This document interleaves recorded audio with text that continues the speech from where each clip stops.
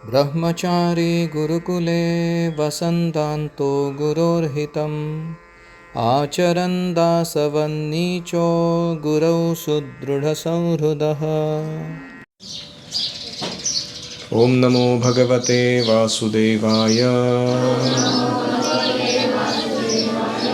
ओम नमो भगवते वासुदेवाय। ओम नमो भगवते वासुदेवाय।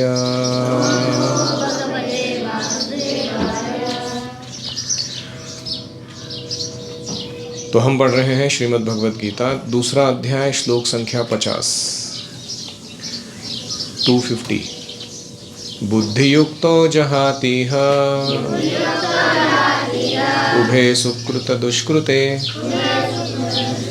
तस्माद् योगाय युज्यस्व योगः कर्मसु कौशलम्। बुद्धियुक्तः, निष्काम कर्म योग से युक्त व्यक्ति, इह, इस जन्म में, उभे सुकृत दुष्कृते, सुकृत और दुष्कृत दोनों का ही जहाति त्याग करते हैं। तस्मात्, अतः, योगाय, समबुद्धि से युक्त होकर, निष्काम कर्म योग के लिए, युज्यस्व, चेष्टा करो, कर्मसु, योगः, कौशलम, सकाम और निष्काम कर्म में समभाव युक्त निष्काम कर्म कौशल है।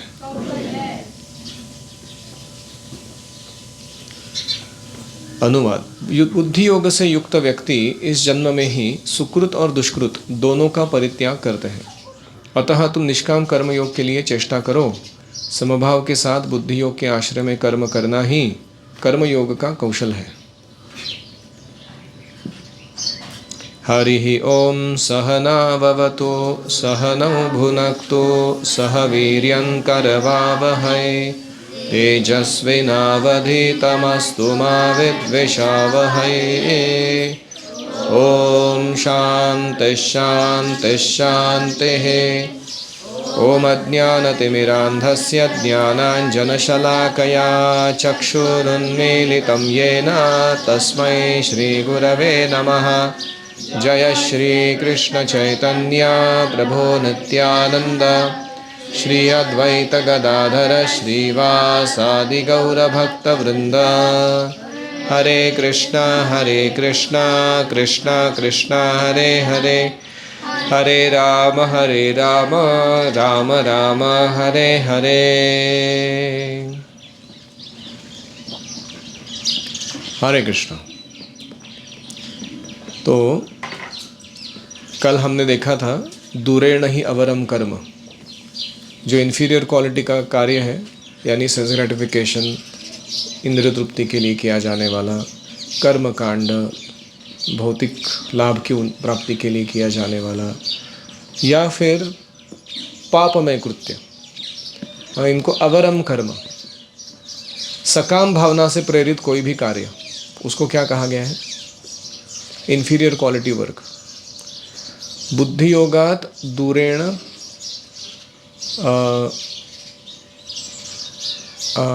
कर्म, मतलब उसको हमें बुद्धि योग के पालन से दूर रखना है और बुद्धि योग का शरण लेकर हमें कृपण नहीं बनना है, माइजर नहीं बनना है, हमारे एसेट्स को ठीक से यूज़ करना है और भगवत प्राप्ति हेतु हर कार्य को जोड़ना है।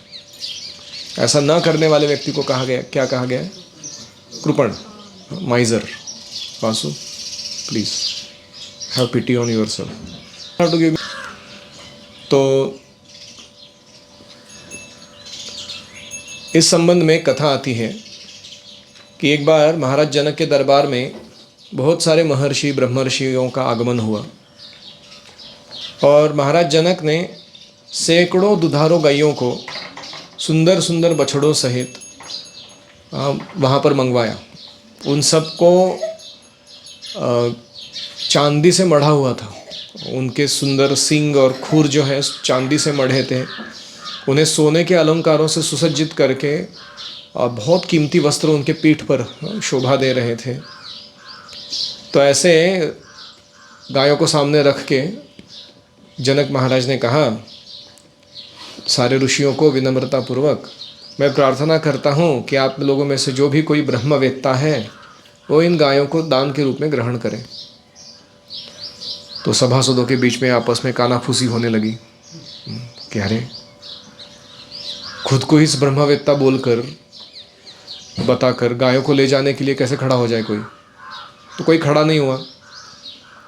महाराज ने सबकी ओर गंभीर मुद्रा से देखा और कहा कि अरे, आप ब्रह्मर्षि महर्षि हो स्वयं, आप में से जो सबसे उत्कृष्ट व्यक्ति है उसको ये मैं दक्षिणा देना चाहता हूँ, वो ले जाए। वापस कोई खड़ा नहीं हुआ। तो इसमें बीच में महर्षि याज्ञवल्क्य खड़े हो गए। उन्होंने अपने ब्रह्मचारी जो आए थे उनके गुरुकुल के, वो बटुओं की तरफ देखकर बोला, हे बटू, इन गायों को हाँक कर मेरे आश्रम में लेकर चलो। ऐसा सुनकर महर्षियों ने सब उनके साथ प्रतिवाद किया। उन्होंने पूछा, अरे क्या आप ब्रह्मवेत्ता हैं? महर्षि याज्ञवल्क्य ने उत्तर दिया कि ब्रह्मवेत्ता के चरणों में मेरा प्रणाम है, तथापि आप लोगों को इस विषय में कुछ परीक्षा लेनी हो या कोई जिज्ञासा हो तो आप कर सकते हो। आप सब ब्रह्मवेत्ता हो, मैं आपके चरणों में प्रणाम करता हूँ, लेकिन क्या मैं ब्रह्मवेत्ता हूँ कि नहीं इसके बारे में कुछ डाउट है तो प्रश्न पूछिए। तो महर्षियों ने अनेक प्रकार के प्रश्न पूछे और उन सारे प्रश्नों का बहुत सटीक जवाब उन्होंने दिया। उसमें एक महाविदुषी गार्गी नाम की स्त्री थी। उसने एक प्रश्न पूछा, कृपण किसको कहा जाए और ब्राह्मण किसको कहा जाए? ये डेफिनेशन मांगा उन्होंने। तो याज्ञवल्क्य ने उत्तर दिया, यो वा एतदक्षरम गार्गी अविदित्वात् अस्मात् लोकात् प्रेति स कृपणः। हे गार्गी, अच्युत वस्तु स्वरूप भगवान श्री हरि को जाने बिना ही जो इस लोक से चला जाता है, मर जाता है, मतलब भगवान को जाने बिना ही जो अपना शरीर त्याग कर देता है, वह कृपण है। फिर उन्होंने कहा, ब्राह्मण कौन है? जो इस मनुष्य देह का अच्छा उपयोग करते हुए इसी जन्म में भगवान के दिव्यत्व को जानकर उनके साथ प्रेम बढ़ाकर उनके धाम में चला जाता है, वो ब्राह्मण है। वो ब्रह्म सही में ब्रह्म जानता है। तो भागवत में कृपणः गुणवस्तु दृक्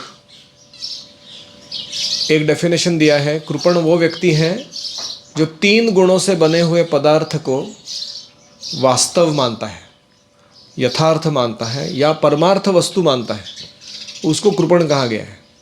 3 गुणों से हर चीज़ बना है ना इस जगत का, तो उसको जो यथार्थ मानता है, बहुत ही महत्वपूर्ण मानता है, तो कुछ लोग तो उसको ही परमार्थ मानते हैं, वो कृपण है।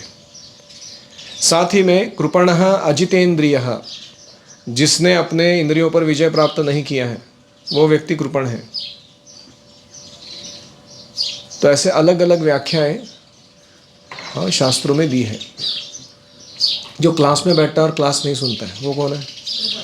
सबसे कंजूस, इतना माइजर है वो, पूरा वाट लगा रहा है अपने समय का। मनुष्य देह में जो समय मिला है, जिसका सबसे सदुपयोग करने का मौका मिला है उसको श्रवण कीर्तन के द्वारा, वो उसको खराब कर रहा है। Is gambling with his life. अपने जीवन के साथ वो खिलवाड़ कर रहा है।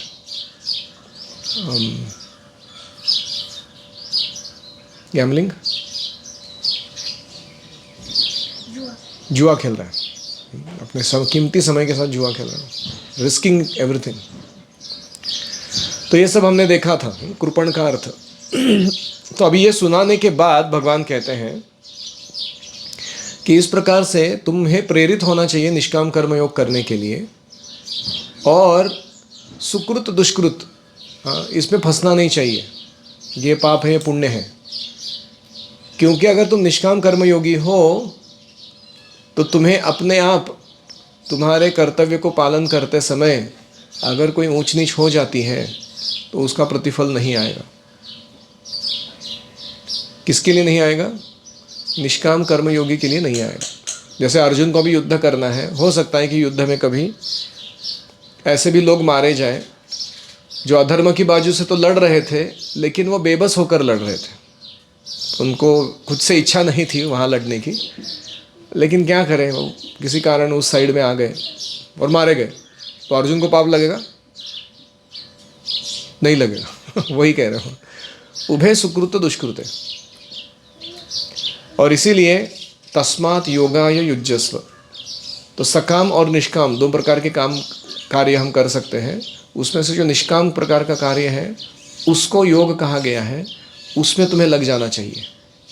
योगः कर्मसु कौशलम, ये IIT का मोटो है। ये they have taken it from Bhagavad Gita. IIT पता है हमको, इंडियन इंस्टीट्यूट ऑफ टेक्नोलॉजी, तो उनमें से एक IIT का ये मोटो है, योगः कर्मसु कौशलम। Yoga is the art of work, ऐसा वो बोलते हैं उसको। तो योग के अलग अलग डेफिनेशंस दिए हैं भगवद गीता में, उसमें से एक ये डेफिनेशन है, योगः कर्मसु कौशलम। कैसे हमें कार्य करना चाहिए जिसके द्वारा वो कार्य हमें बांधे नहीं और हमें उन्नति प्रदान करे। कार्य तो सबको करना है, सांस लेनी है, खाना पकाना है, स्नान करना है, शरीर के लिए भौतिक सुविधाओं को आयोजित करना है, काम करना है, नहीं करना है।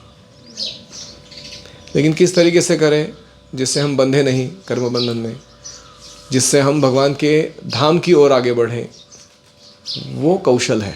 That is the real skill. दुनिया में बहुत सारे लोग हैं, काम तो कर रहे हैं, उनको लग रहा है कुशलतापूर्वक कर रहे हैं, लेकिन वो क्या हो रहे हैं? बंधे जा रहे हैं कर्म बंधन में। उनका एलिवेशन नहीं हो रहा, डिग्रेडेशन हो रहा है उसके कारण। That is not yoga. Just by doing good work, hard work, smart work to expand yourself materially is not yoga. लेकिन कृष्ण भावना भावित कार्य जो हमें भगवान की ओर ले जाता है और कर्म बंधन में नहीं फंसाता, दैट इज़ योगा। तो ये कहने के बाद भगवान कह रहे हैं कि तस्माद् योगाय युज्यस्व, इसलिए तुम्हें इसका आचरण करते हुए युद्ध करना चाहिए। तो कोई कहेगा ठीक है, ऐसा बुद्धि योग में पालन करूँगा कुशलतापूर्वक, व्हाट्स द एंड रिजल्ट, क्या मिलेगा? कर्मजं बुद्धियुक्ता हि फलं त्यक्त्वा मनीषिणः जन्मबन्ध विनिर्मुक्ता पदं गच्छन्त्यनामयम् ही, क्योंकि बुद्धियुक्ता मनीषिणः,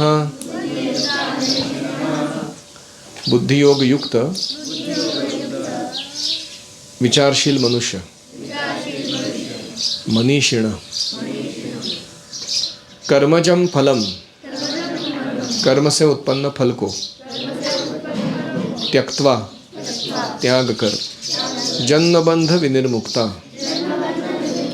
जन्म बंधन से मुक्त होकर, अनामयम, क्लेश रहित, पदम गच्छन्ति, वैकुंठ गमन करते हैं। परम पद मतलब भगवान के धाम में जाते हैं। अनुवाद, बुद्धि योग से युक्त पंडित गण कर्मजनित फल को त्याग कर जन्म बंधन से मुक्त हो जाते हैं और अनामय पद को प्राप्त करते हैं, भगवान के धाम को प्राप्त करते हैं।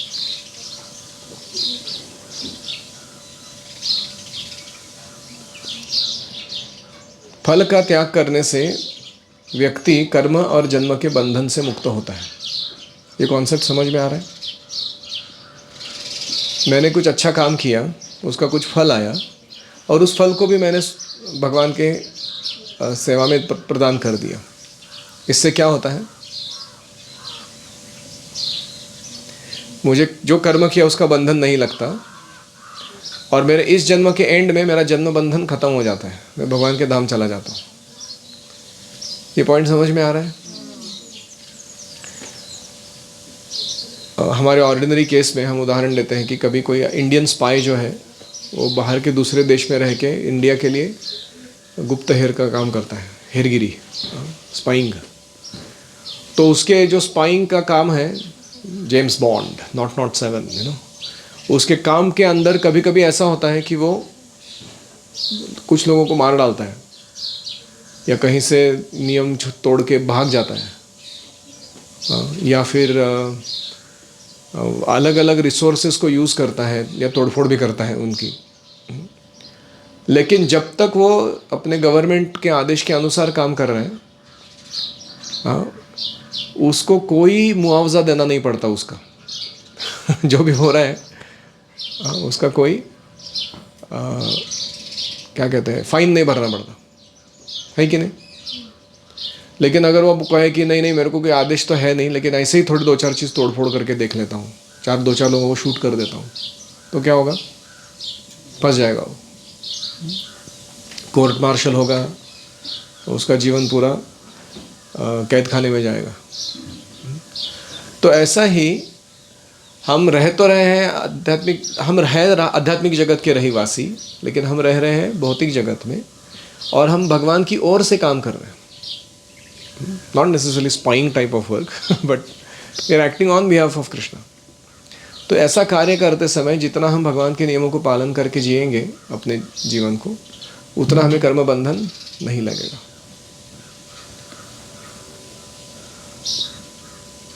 तो ये बोलना बहुत आसान है कि कर्म फल को त्याग करो, करना बहुत मुश्किल है। जब कर्म का फल मिलता है तो व्यक्ति आसक्त रहता है कि मैं कब इसको अभी एंजॉय करूं। तो इसलिए हमें चाहिए कि ऐसे कोई सद्गुरु प्राप्त हो जो अपने उदाहरण से दिखा रहे हो कि उनको जो मिल रहा है, facility, resources, respect, position, influence, समृद्धि, संपदा, कैसे वो केवल सेवा में लगाते हैं। तो ऐसे व्यक्ति के सानिध्य में रहने से हमें प्रेरणा मिलती है कि हमें भी ऐसा ही करना चाहिए।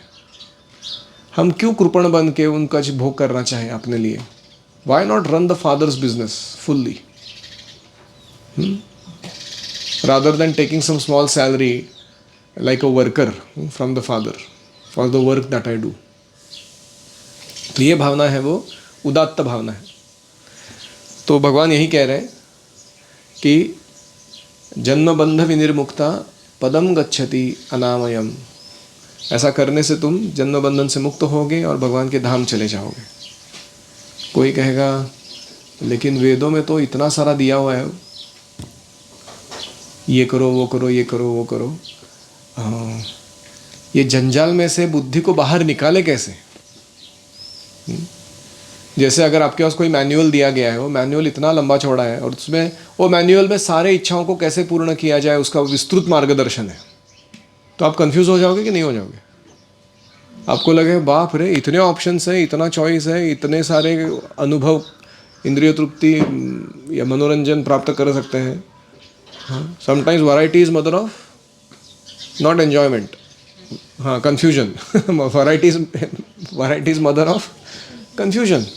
इतना ज़्यादा वैरायटी हो जाता है तो कंफ्यूज हो जाता नहीं। इसीलिए ब्रह्मचारी को बोलते हैं कि 2 धोती कुर्ता, 2 पैंट शर्ट, इतना ही। जैसे वो 6 पैंट शर्ट, 6 चड्डी, 10-15 ये कुछ लेके आता है, कन्फ्यूजन। उसका लाइफ पूरा क्लटर हो जाता है, समझ में नहीं आता कौन सा कहाँ जा रहा है, कहाँ पड़ रहा है, कब साफ करना है, कैसे रखना है। तो इसलिए भगवान क्या कहते हैं, अगला श्लोक कहते हैं, यदा ते मोह कलिलम बुद्धिर्व्यतितरिष्यति तदा गन्तासि निर्वेदम श्रोतव्यस्य श्रुतस्य च। यदा जब ते बुद्धि ही तुम्हारी बुद्धि मोह कलिलम मोह रूप सघन वन को व्यतितरिष्यति बिल्कुल पार कर जाएगी, तब तदा श्रोतव्य सुनने योग्य श्रुतस्य च और सुना हुआ हर विषयों के प्रति निर्वेदम वैराग्य गंतासी प्राप्त होगा। अनुवाद: जब तुम्हारी बुद्धि मोह रूप सघन वन को पार कर जाएगी, तब तुम सुनने योग्य और सुने हुए सारे विषयों के प्रति वैराग्य प्राप्त करोगे।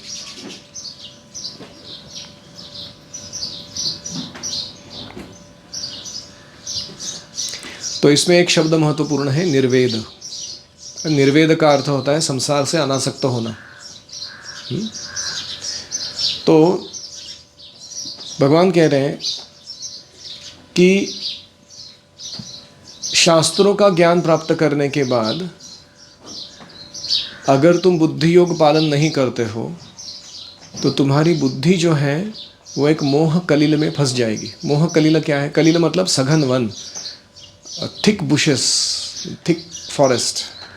कभी कभी हम ऐसे जंगल में घुस जाते हैं, घुस तो जाते हैं लेकिन बाहर ही नहीं निकल सकते।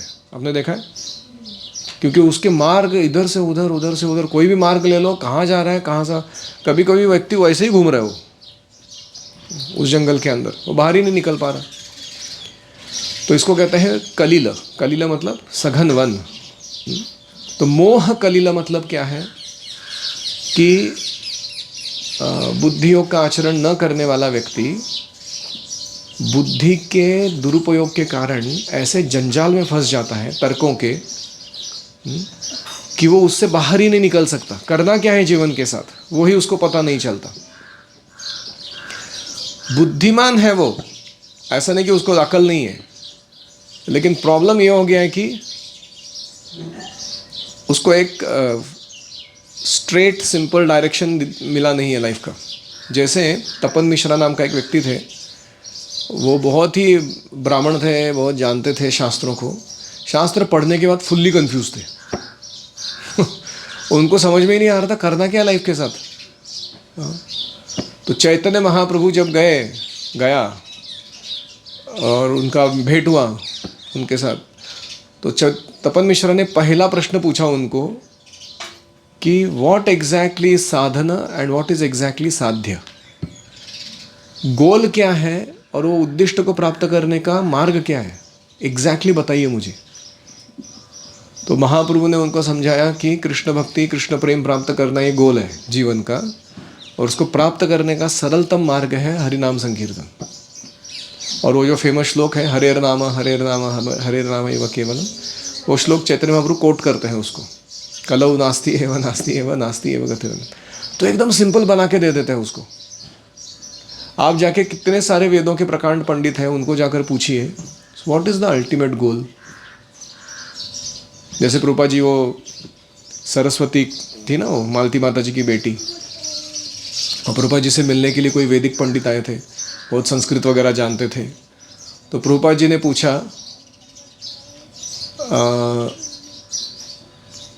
प्रश्न, व्हाट इज एब्सोल्यूट ट्रूथ, परम सत्य क्या है।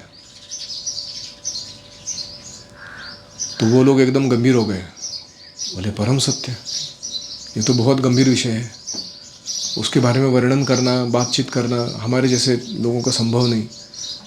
परम सत्य को कोई निराकार बताते हैं, परम सत्य को कोई साकार बताते हैं, परम सत्य को कोई अस्तित्वहीन बताते हैं, शून्य।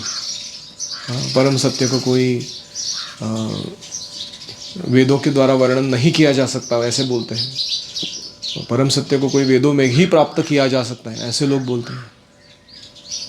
हम बताएं तो क्या बताएं, परम सत्य एक ऐसा चीज़ है जो अनिर्वचनीय, अचिंतनीय, किसके बारे में चिंतन नहीं किया जा सकता, जिसके बारे में बोला नहीं जा सकता, उसको परम सत्य बोलते हैं। ऐसा उन्होंने कंफ्यूजिंग जवाब दिया। मतलब वो खुद कंफ्यूज थे और दूसरों को भी कंफ्यूज करने में एक्सपर्ट थे। प्रभुपाद जी ने सरस्वती को बुलाया, 4 साल की लड़की थी वो। उसको पूछा व्हाट इज एब्सोल्यूट ट्रूथ, परम सत्य क्या है। सरस्वती ने बोला Krishna is the supreme personality of godhead भगवान श्री कृष्ण पूर्ण पुरुषोत्तम भगवान है, वो ही परम सत्य है। और उन्होंने पूछा फिर कि how to get Krishna in life. She said prasadam and chanting 2 simple मतलब प्रसाद खाओ और जप करो भगवान के नाम का, मिल जाएंगे प्रभुपाद जी ने अपने बरणी में से एक रसगुल्ला निकाला, उसके हाथ में दिया, सर्टिफिकेट के रूप में। बोला जाओ, खुश हो गए एकदम। रूपा जी ने वो वैदिक पंडितों को बोला, देखो हमारी इधर का एक छोटा बच्चा भी ना जानता है, तुम इतना पढ़ लिख के आए हो संस्कृत, इतना सुवेदों के बारे में जानते हो, तुमको एक सिंपल प्रश्न का जवाब नहीं देना आता, क्या कंक्लूजन है तुम्हारे ज्ञान का? तो इसलिए इसको कहते हैं बुद्धि that has gone out of the dense forest of illusion. तो इसलिए तदा गंतासी निर्वेदम, ऐसा व्यक्ति जो है वो निर्वेद बन जाता है, अनासक्त बन जाता है संसार में। किसके प्रति अनासक्त बनता है? श्रोतव्य और श्रुत दोनों के प्रति। श्रोतव्य मतलब जो सुनने लायक है, बचा है अभी भी, और श्रुत मतलब जो सुन चुका है वो। ऐसे सारे चीज़ों के वो परे चला जाता है।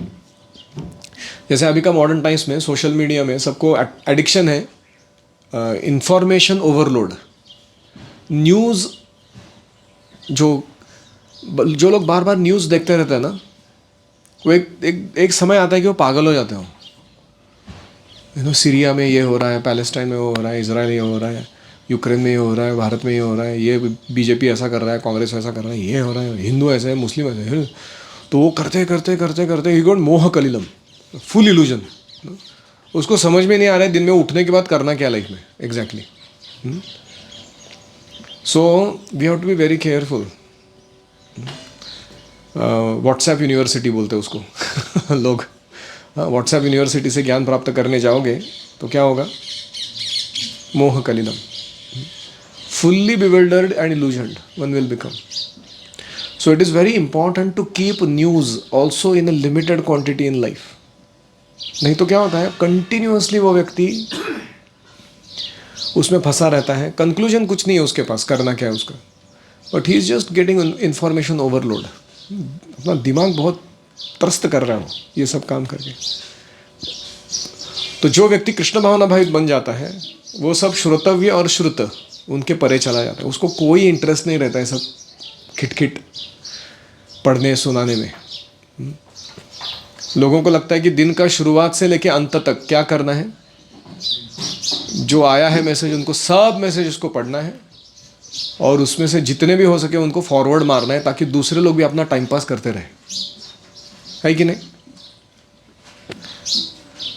And some people spend hours doing this. So ये मॉडर्न वर्जन है कि श्रोतव्य से श्रुतस्य में फंसा हुआ जो व्यक्ति है उसका मोह कलिल कैसा होता है, और इससे बाहर निकलने का सरल मार्ग है भागवत पकड़ो हाथ में और अच्छे से पढ़ना शुरू करो। श्रीमद् भागवतम भगवद्गीता पढ़ो, जो योग्य ज्ञान है जो ज़रूरी है तुम्हें तुरंत प्राप्त होगा। तुम्हारा जीवन में वही प्रैक्टिस करने लगोगे जो ज़रूरी है, फालतू प्रैक्टिस बंद हो जाएगी। और यही जन्म में बाहर दुनिया जाए तेल लेने, वो कहाँ जाएगी पता नहीं हमको। वो मयाध्यक्षेण प्रकृति, भगवान कहते हैं हेतु नाने न कौन्तेय जगत में परिवर्तते। ये प्रकृति एक हेतु से कार्य कर रही है जो मैंने उसको प्रदान किया हुआ है, वो अपना कार्य करती रहेगी प्रकृति। तुम खिटखिट मत करो उसके पीछे, तुम यहाँ से निकल चलो, भगवान के धाम वापस चले जाओ। So this is ideally this is real intelligence. ये कर पाना, to focus on the essentials and to let go of non essentials. जो सारभूत है उसको ग्रहण करना, जो असार है उसको त्याग करना। यह जो व्यक्ति करता है उसे ही निर्वेद कहा गया है। निर्वेद का दूसरा अर्थ है परमहंस, यानी one who is able to take from the mixture of water and milk only milk and let go the water. ऐसे हमारे पास इतना सब कुछ आ रहा है इंफॉर्मेशन के रूप में, हमें उसमें से सिर्फ इसेंस उठाना है, दैट इज कृष्णा। बाकी सब फेंक देना है उसे स्वीकार न करते हुए। तो विवेकी पुरुष को सभी वस्तुओं की आदि और अंत कृष्ण से हो रही है यह जानकर, वेद अध्ययन आदि कार्यों से विरत होकर एकमात्र भगवान का भजन करना चाहिए। तो कोई कहेगा हम तो ब्रह्मचारी है, हमारा काम है वेदाध्ययन करना। आप क्या बोल रहे हो, वेदाध्ययन करना छोड़ो। हम कह रहे हैं कि ऐसा वेदाध्ययन जो भक्ति के इसेंस को नहीं पढ़ाता वो त्याग कर देना चाहिए और भगवान के भजन में एक चित्त होकर लग जाना चाहिए। यही इस श्लोक का तात्पर्य है।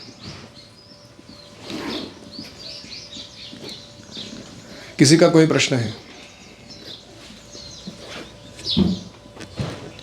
श्रीमद् भगवद गीता की जय।